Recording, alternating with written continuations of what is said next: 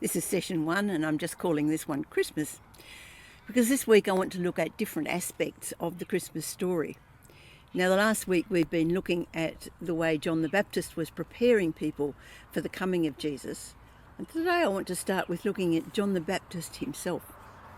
Now, in Luke 1 we read about a priest named Zechariah who was married to Elizabeth. It says they were both well advanced in years, which is just a nice way of saying they were old. But they are described as righteous in the sight of God, observing all the Lord's commands and decrees blamelessly.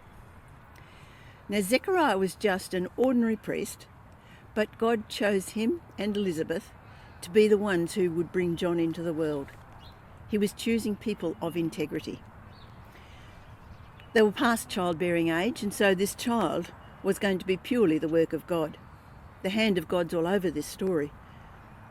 It just happened to be that Zechariah's division of the priesthood was on duty that month, but then one priest was chosen by lot each time to go into the temple to offer the incense, and it so happened that this was the lot fell on Zechariah. But God chose this because he wanted to give Zechariah a message.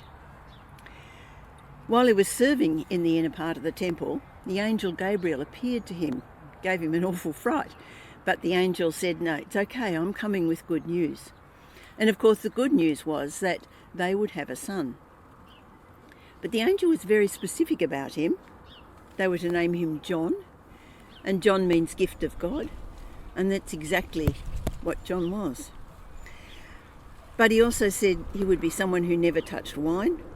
More importantly, though, he would be filled with the Holy Spirit before he was even born. Now, that's quite unique. We see the proof of it when Mary went to visit Elizabeth, and it says the baby leapt in Elizabeth's womb. It's because the Holy Spirit in the baby John recognised the Holy Spirit in Mary. We read that Zechariah questioned the angel, "How can this be? Because we're old." And because he didn't believe the message at first, he was actually struck dumb.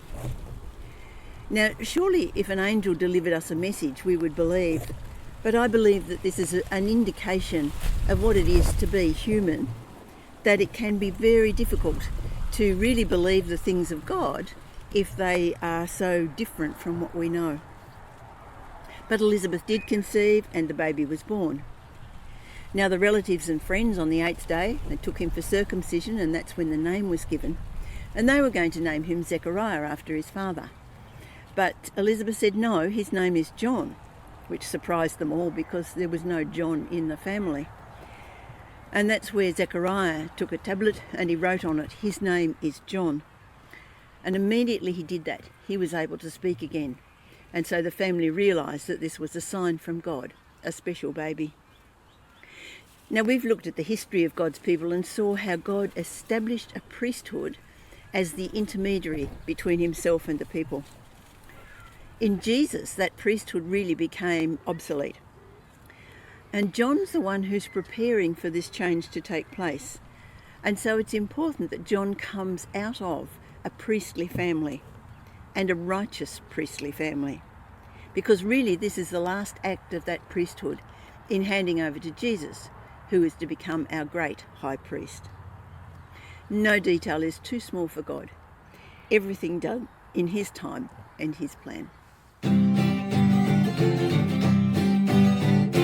Creation sings the Father's song.